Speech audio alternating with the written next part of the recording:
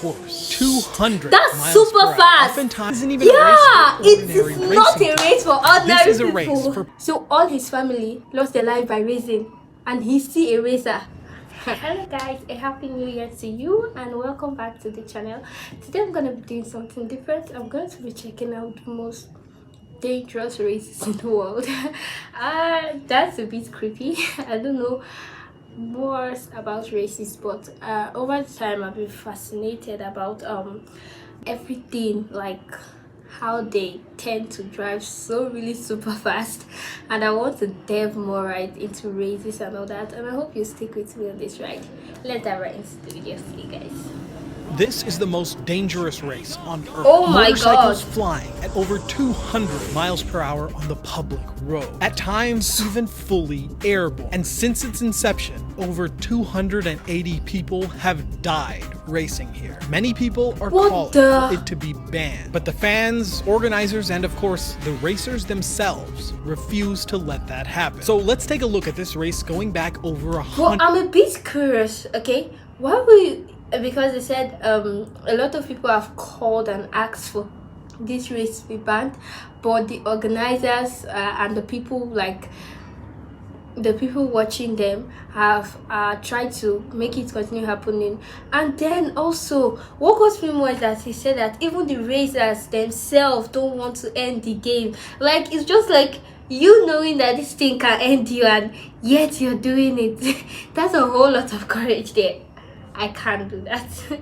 Year and find out But if it's truly worth it to race at the Isle of Man TT, or if it's just motorsports suicide.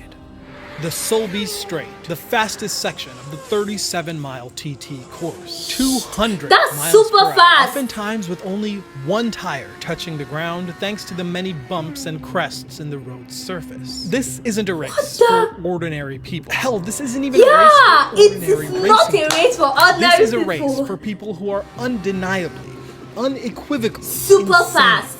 This year, there are a few familiar very faces. courageous. Peter Hickman, Connor Cummins, John McGuinness, and of course, although he looks Michael calm, Dunlop. that's an older man right there. Is he gonna race? Man, but Michael Dunlop, he comes from a lineage of TT champions. Robert, his father, Joey, his uncle, and William, his brother. The Dunlop dynasty goes back nearly 50 years. But the Dunlop family represents more than just the glory of the TT, because Michael is the only surviving member of the Dunlop dynasty. His brother...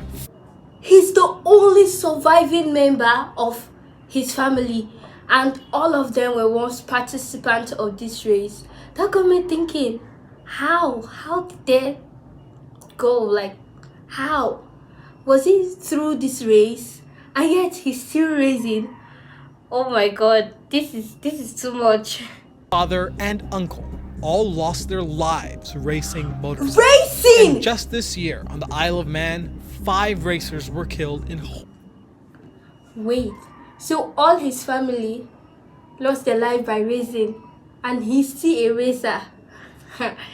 horrible accidents during the race, which seems insane. Surely this race is too dangerous to continue doing. But for nearly 120 years, the TT has yet to be stopped. And to understand why, we need to go back to when it all started.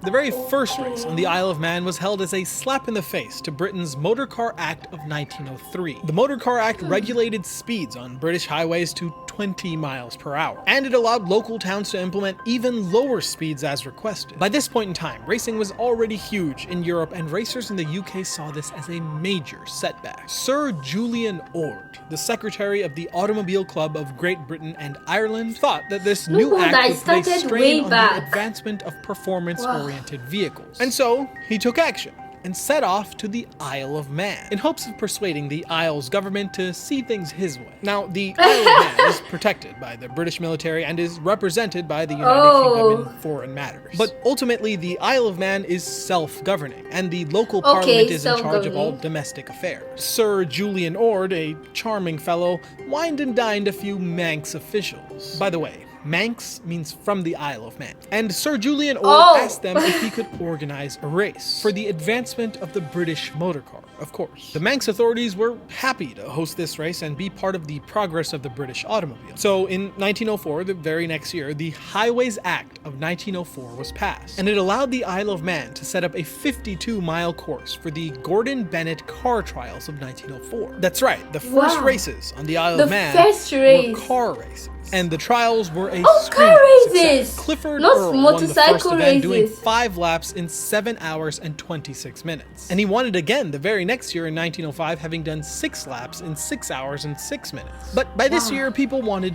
more. More speed, more excitement, more danger. And so it was in this year that motorcycles were first introduced, competing the day after the cars race. It was called the International Motor Car Cup Race. But funny enough, bikes back then weren't quite like bikes now. Most of them didn't have enough power to get up the steeper sections of the course, and so they had to restructure the entire course to account for these low-power two-wheeled racers. This new abridged route allowed the first winner, J.S. Campbell, to finish the course in 4 hours and 9 minutes. A blisteringly fast. That broke the record of the other man that finished in 6 hours, and he was a car racer. Wow. Oh, now I understand why.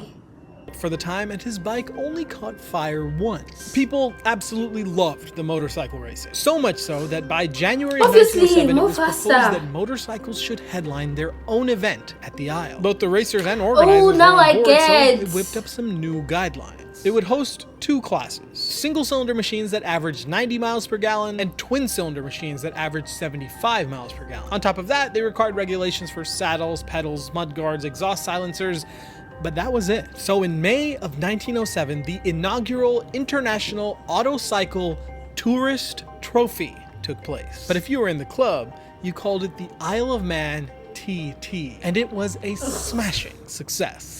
26 people entered the event, with only 13 of them finishing, and Charlie Collier set the fastest lap in his 3.5 horsepower matchless motorcycle. And year by year, as more competitors signed up, those lap records were whittled away. By 1910, the fastest laps were in the low 3-hour range, and by 1911, the entire course was mind-blowing. Now it was 37.5 miles, and it was called the Snaefell Mountain Course. And along with this new course came a new class, the Junior TT. This was open to 300cc single-cylinder bikes and 340cc twin-cylinder bikes. And it was a 4-lap race instead of the 5 laps of the senior class. But perhaps the biggest addition for this year were the grandstands along the course. Because by now, the crowds of spectators were so massive that just the lawns and sidewalks along the road weren't enough. The very first winner on the new course was Junior TT class Percy Evans, racing on a Humber motorcycle. He finished his 4 laps in 3 hours and 37 minutes, averaging about 41 miles per hour. In the senior class, Oliver Godfrey set the fastest time of 3 hours and 56 minutes riding an Indian motorcycle. So,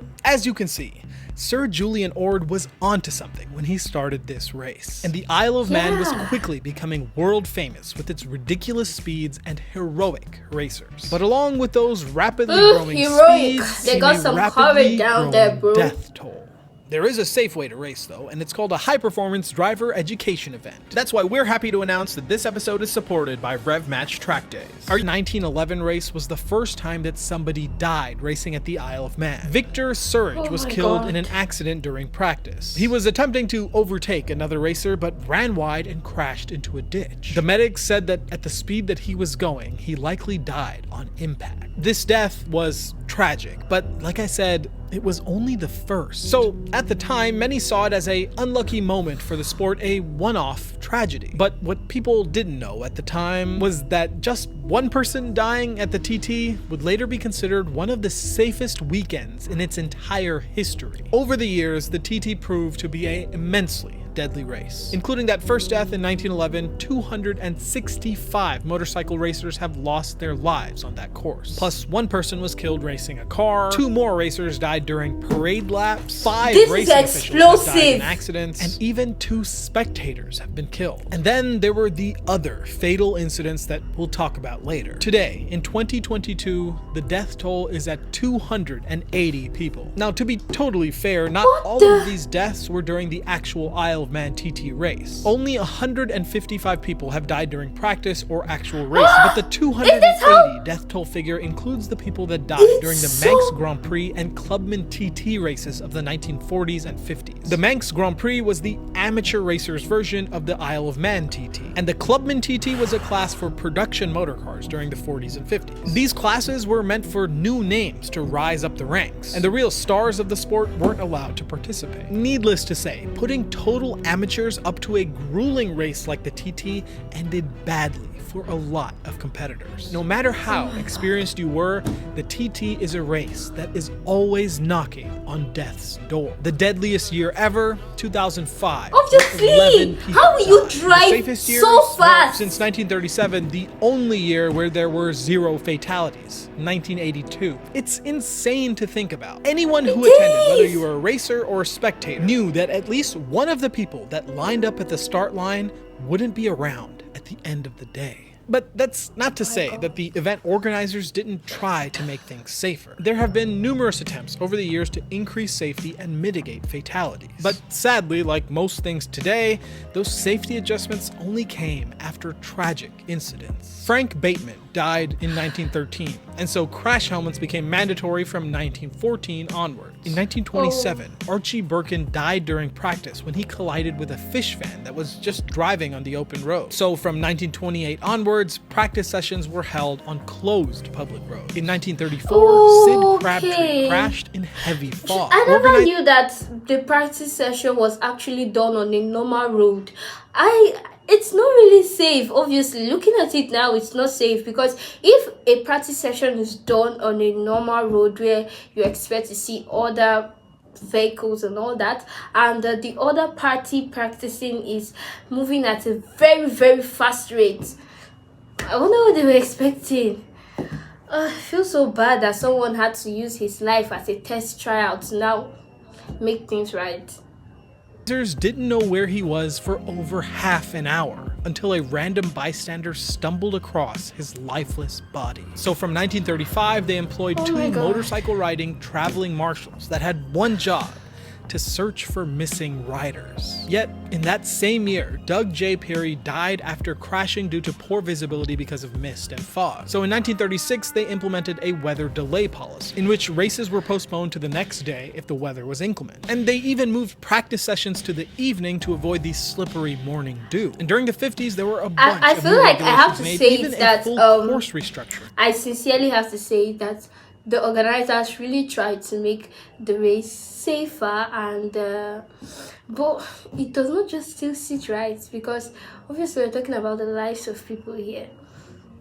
Some of the roads were widened, and buildings that were deemed too close to dangerous corners were totally demolished, but the danger was ever present. In 1970, 6 people died at the TT. So in 1971, there was further road widening. But it really seemed like no matter how many safety precautions were taken, the speed of the bikes and the racers would far outpace whatever the organizers could do. Fast forward to 2004, and a newcomer named Sergei Lemol crashed and died during his first practice session. So in 2005, they implemented a newcomer speed control lab that was introduced to familiarize newbie riders with the course. Yet in that same year, a Swedish rider named Joakim Karlsson crashed at high speed on the Kirkmichael Bend. This happened to be right outside the home of Marjorie and Ian Forrest, who not only witnessed the crash but were there when the medics came. Karlsson died right there in their front lawn. And the worst part was that the medical helicopter was too busy with other crashes to come pick up Karlsson's body. And so he was put into a body bag and left in the Forrest family's front lawn for 90 minutes before practice finally ended and the body could be picked up. And then there was the 2018 course car incident. A racer named Dan Neen had a horrible crash. So an official course car was sent out to go help at the scene. The course car was full, carrying police officers, and it was traveling at a high speed to get to the scene. I feel like the officials are still trying to make but the at game the same very time, safe, racers that were on the course were being directed backwards to the nearest grandstand area so they could clear the course for the officials. Steve Mercer was one of those racers, and out of the blue, the TT course car came around a bend at high speed